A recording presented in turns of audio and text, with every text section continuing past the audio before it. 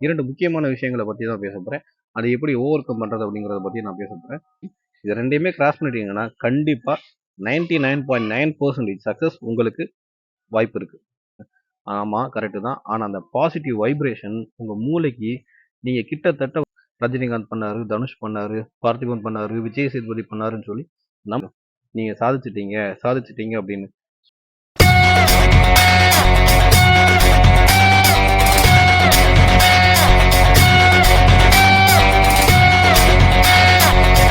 Hi, hello, வணக்கம்.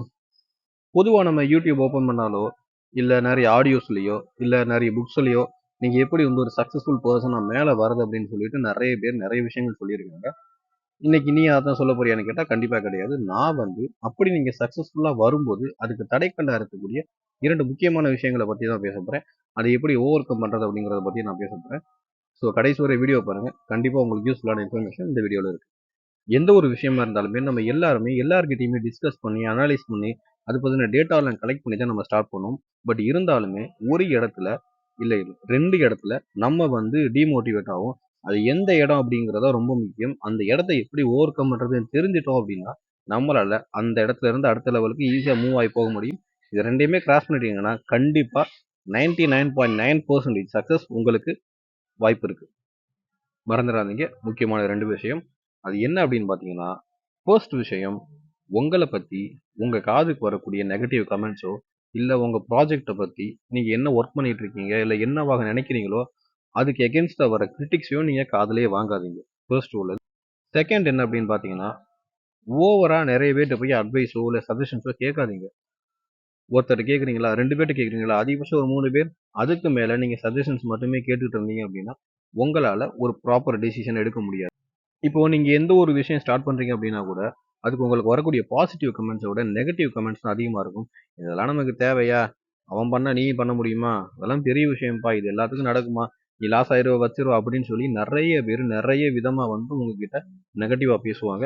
அதை நீங்க காதுல வாங்கவே கூடாது. பொதுவா சொல்லுவாங்க, எந்த ஒரு விஷயத்தையுமே ஜெயிக்கிறவரை காதை முடிக்கணும், ஜெயிச்சதுக்கு அப்புறம் வாயை முடிக்கணும்னு சொல்லுவாங்க. அதுல இன்னொரு முக்கியமான விஷயம் இருக்கு.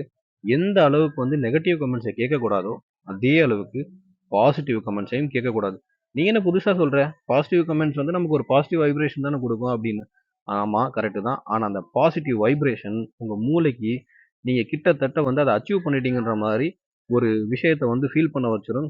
ஏன் அப்படின்னா, இதை நான் சொல்லலை, இது ஆல்ரெடி ஒரு சயின்டிபிக் ரிசர்ச்ல வந்து ஒரு சைக்கலாஜிக்கல் ப்ரூஃப் தான் அது. அது எவிடன்ஸ் என்கிட்ட இல்லை, பட் வந்து நான் படிச்சது தான். அப்படி நீங்க ஒரு விஷயத்த அதிகப்படியா பிலீவ் பண்ணும்போது நடந்துருச்சு நடந்துருச்சுன்னா இல்ல நடந்துரும்னு சொல்லி ஓவர் கான்ஃபிடென்ஸா நீங்க பிலீவ் பண்ணும்போது உங்க மூளை வந்து உங்களுக்கு வந்து ப்ராக்டிஸ் பண்ண ஆரம்பிச்சிடும். நீங்க சாதிச்சிட்டீங்க சாதிச்சிட்டீங்க அப்படின்னு. ஸோ நீங்க வந்து உங்களையே செல்ஃபா நீங்க சுப்பீரியரா ஃபீல் பண்ண ஆரம்பிச்சீங்க அப்படின்னா நீங்க எந்த வேலையை எடுத்துக்கிட்டீங்களோ அதுல உங்களோட கான்சென்ட்ரேஷன் லெவல் குறைய ஆரம்பிக்கும். அதுக்கான இன்புட் குறைய ஆரம்பிக்கும். அந்த கான்சென்ட்ரேஷன் லெவல் இன்புட்டும் குறையும் போது உங்களால அந்த விஷயத்த அச்சீவ் பண்றது ரொம்ப ரொம்ப ரொம்ப கஷ்டமாயிரும். சில நேரம் விழுந்து நீங்க திரும்ப எந்திரிச்சு வருவீங்க. சில பேர் வந்து பாத்தீங்கன்னா அந்த இடத்துலயே உடஞ்சு போயிடுவாங்க. ஸோ நல்ல விஷயம் கெட்ட விஷயம் 2யுமே காது கொடுத்து கேட்காதீங்க. கேளுங்க ஒரு அளவுக்கு மேல. தவறுகள் இருந்தால், ஏன்னா சில நேரத்துல பாத்தீங்கன்னா கெட்ட விஷயம் சொல்லும்போது உண்மையிலே அந்த தவறுகள் இருக்கலாம். நம்ம அதை திருத்திக்கிறதுக்கான வாய்ப்பா கூட இருக்கலாம்.